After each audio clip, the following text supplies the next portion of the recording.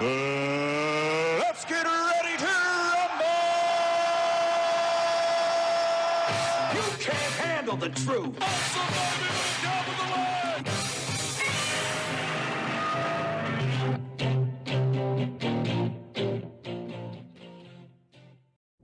It's now official. After 15 rounds, Kevin McCarthy is now Speaker of the House.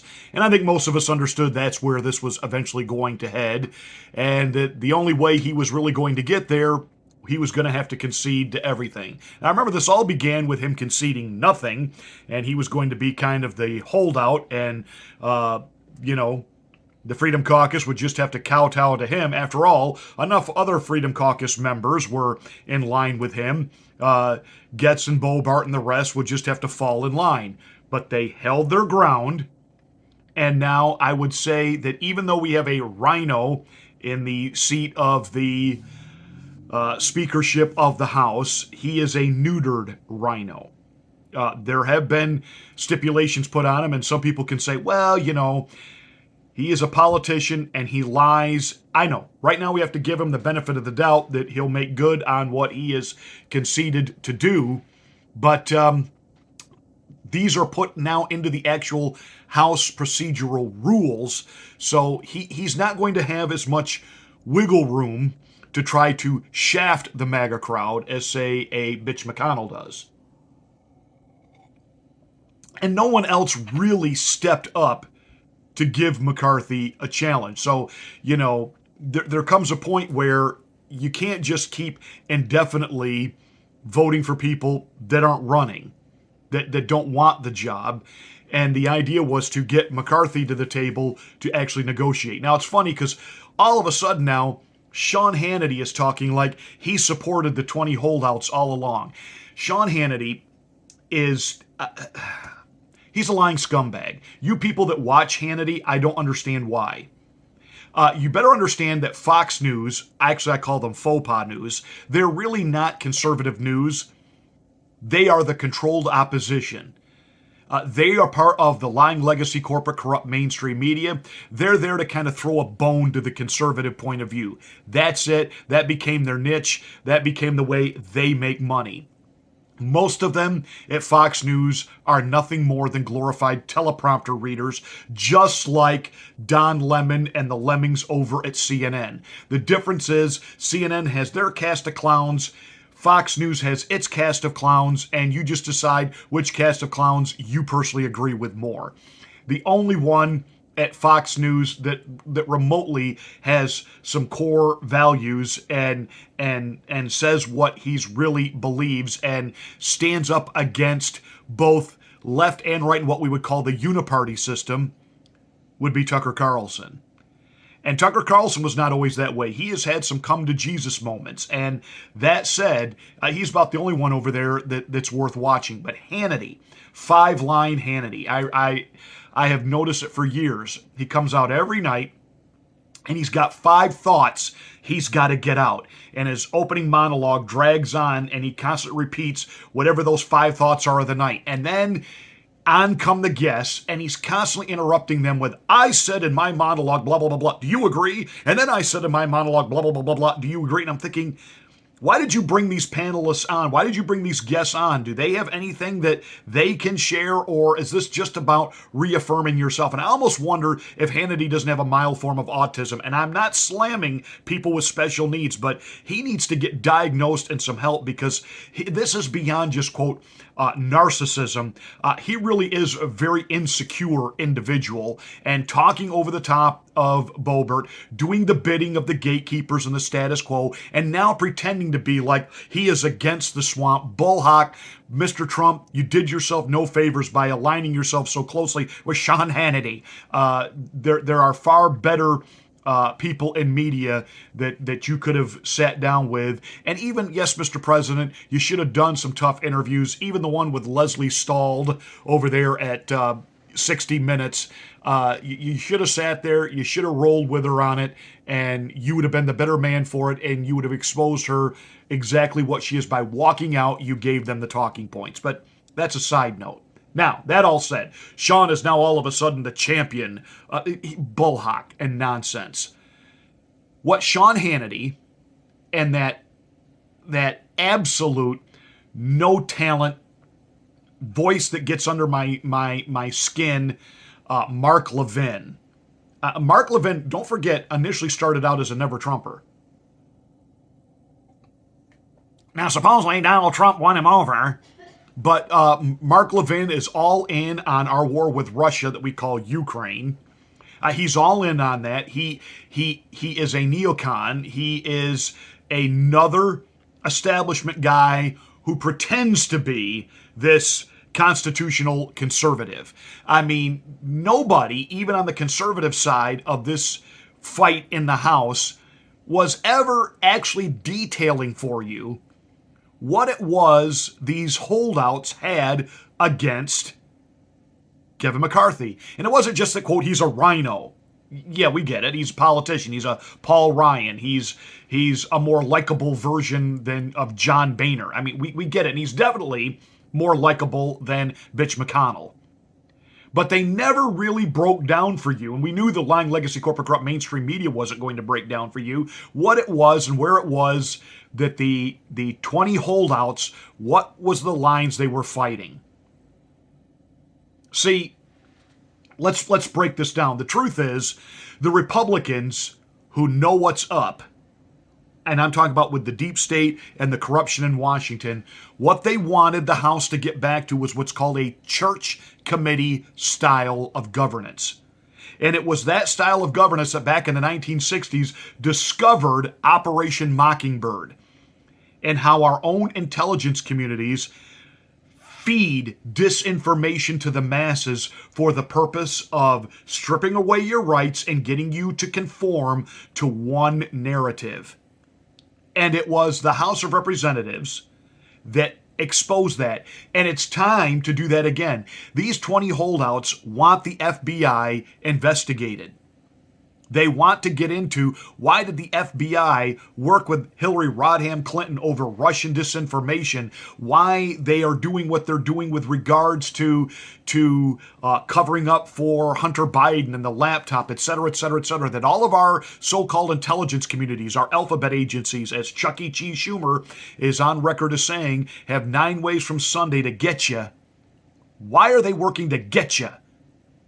I thought they were there to protect the American people from actual crime. And yet we find out that we had a mostly peaceful protest where a president urged people on a particular date to march peacefully to the Capitol and make their voices heard. And that group was infiltrated by members of the alphabet community who whipped things up and agitated things and led them past a fence that was opened then to them.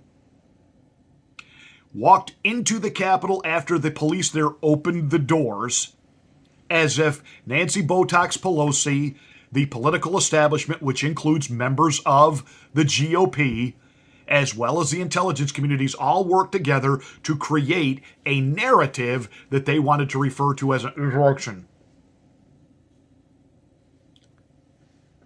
And these 20 holdouts, they want that investigated. They want the alphabet agencies investigated. But they have conceded that even an investigation, so many of them, okay, you have them, and then nothing happens. So now they're talking about defund the FBI. Bump-a-dum-bump. And you did hear, I did stay up and I did watch it because it is historical, whether I agree with all of it or not. It was historical to watch the handing off of the gavel to Kevin McCarthy, who, by the way, I'll give him this.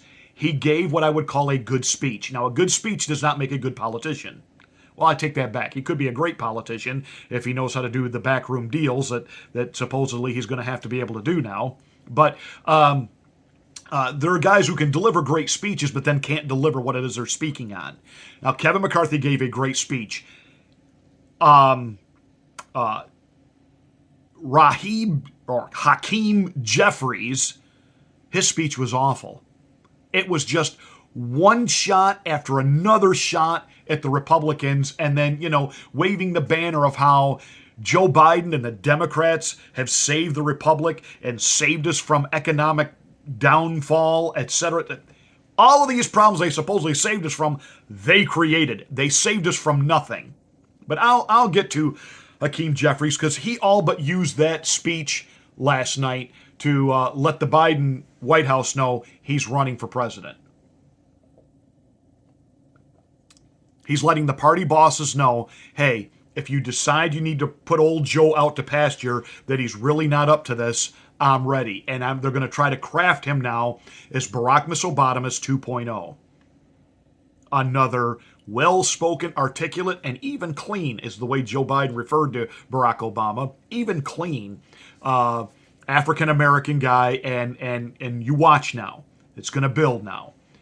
He's now the minority leader, and you know he's going to bring a certain energy now to the opposition of the Republican extremist agenda. So that's how. Just understand that's where that's all headed. But McCarthy's speech, it was good. I'm a lover of history, and I love people who know how to take an event of history and lay it out, forgive me for saying it this way, as a good story. Nobody does that better than Paul Harvey. But McCarthy last night had a great background history on the painting of Washington crossing the Delaware.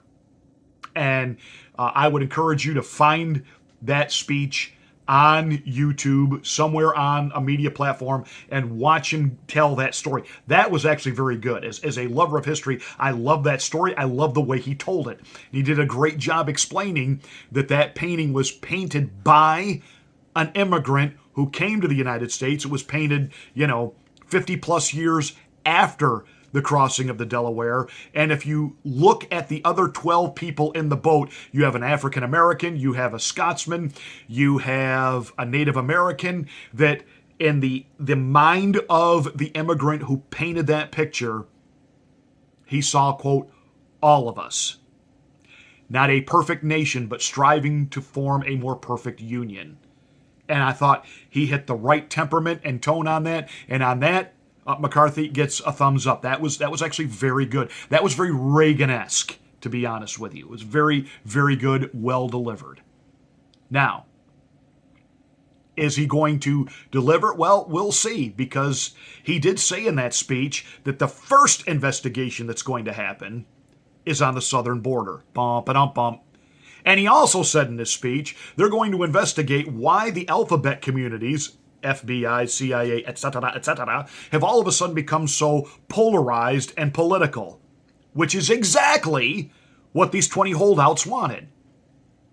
They want an investigation into the FBI and the intelligence agencies to show how corrupt they are. And the holdouts, led by Gates, want term limits on Congress. And McCarthy, in standing with the status quo, was not going to have that. It's funny. Governors have term limits. The president himself has a term limit. Why can't members of Congress who go there and grift off the system for 30 years? They also wanted bills to be singular items, not 500 items packed in a 7,000-page document that you get less than 24 hours to supposedly read and consume, like Nancy Botox Pelosi was constantly doing, like this omnibus bill. The holdouts wanted 72 hours to be able to read bills before voting. I'm sorry. That's common sense. That is just absolute common sense.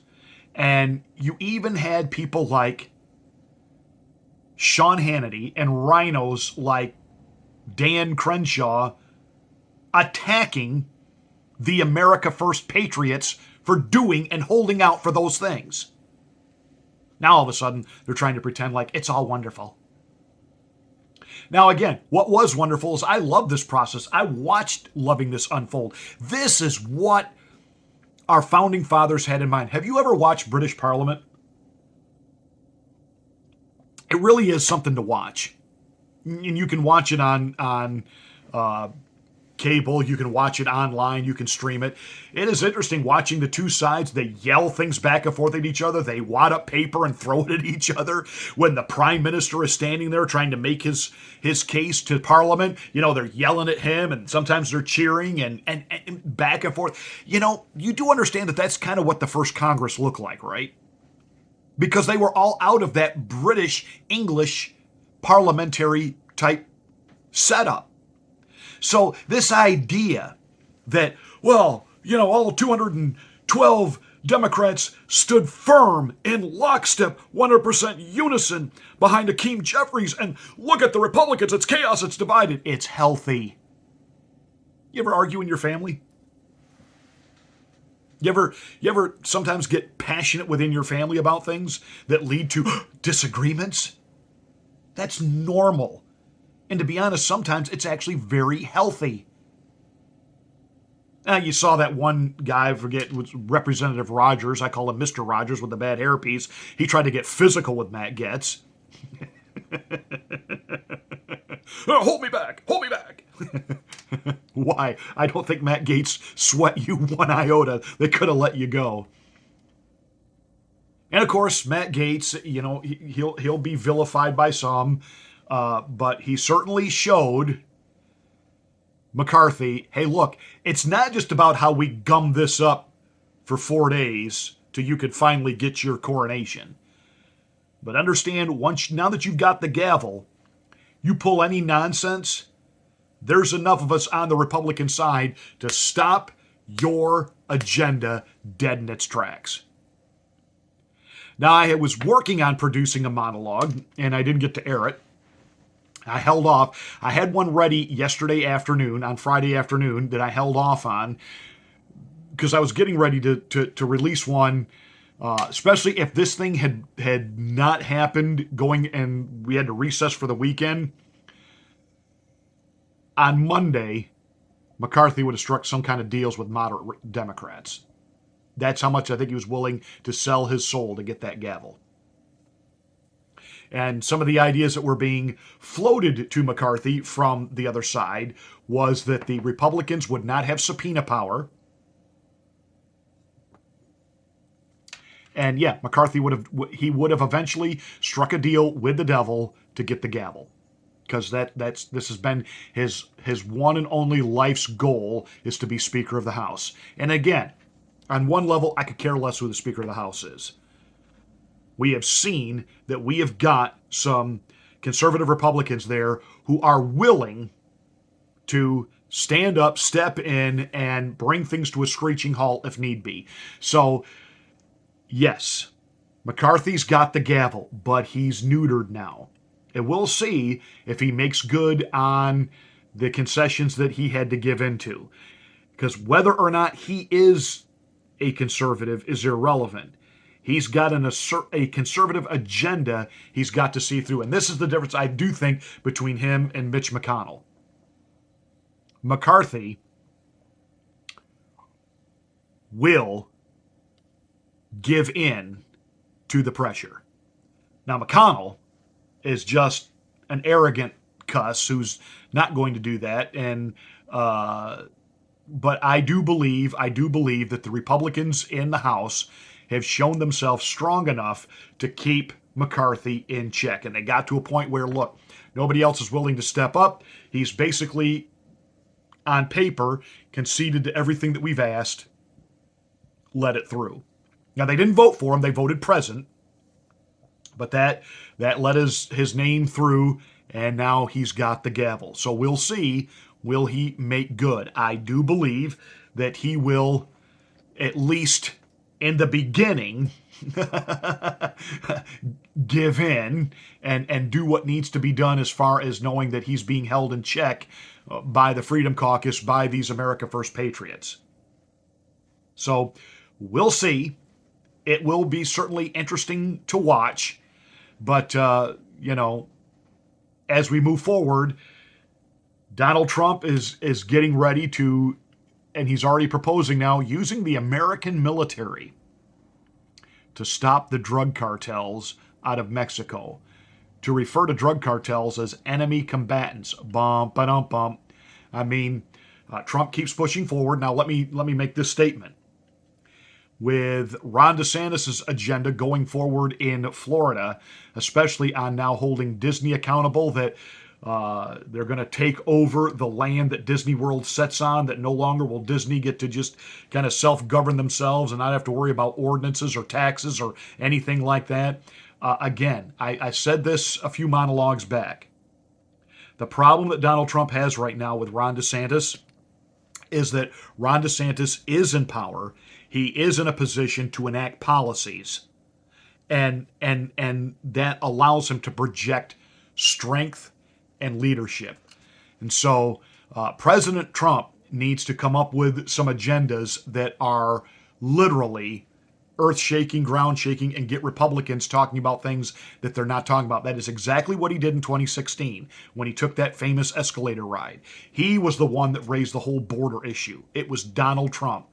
He needs to stop talking about what happened in 2020, stop talking about that election, just stop completely, and be forward-thinking, forward-looking. Listen, the J6 panel blew up. Nobody in this country really cares or wants to hear about it. I think Trump can, make some headlines with this, going after the cartels, and that's fine. Actually, that makes sense for our American military to actually be involved in, securing our borders. But he needs an issue that will immediately be the game changer, the big flip. And I'm telling you, Mr. President, that issue is healthcare. Especially in an economic downturn and a recession right now where people are paying $6 for a dozen of eggs, going to the grocery store and they can't find anything.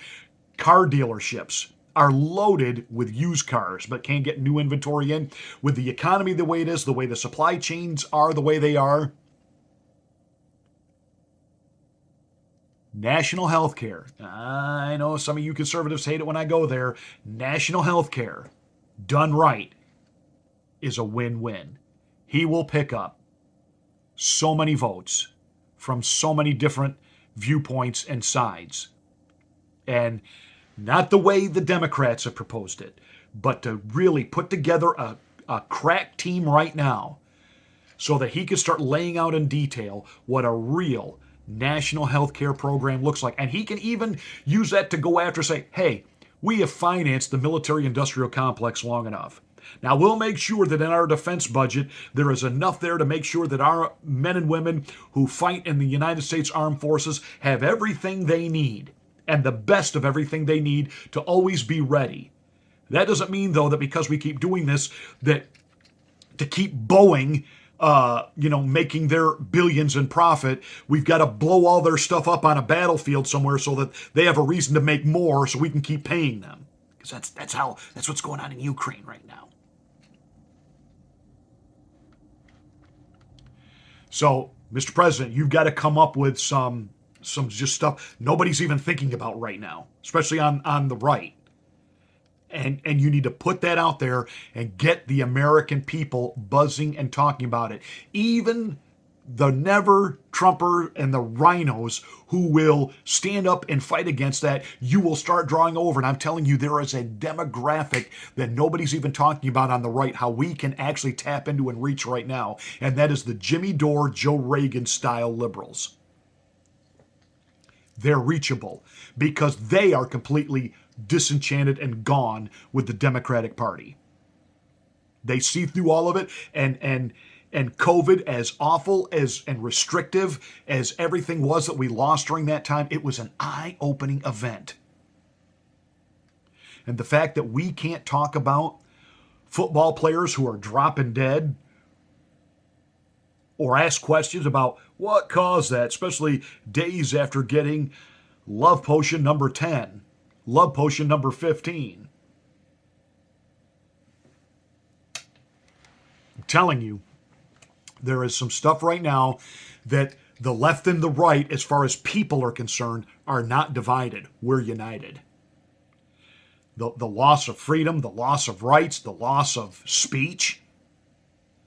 Mr. President, there's a big gap there. You could step in and fill that, and you could draw two groups of people together that is the real reason the Uniparty works so hard behind the scenes to make sure that we, the people, never get together. Because when we do, they lose. Mr. President, come out as the leader for the people, and the people will be there.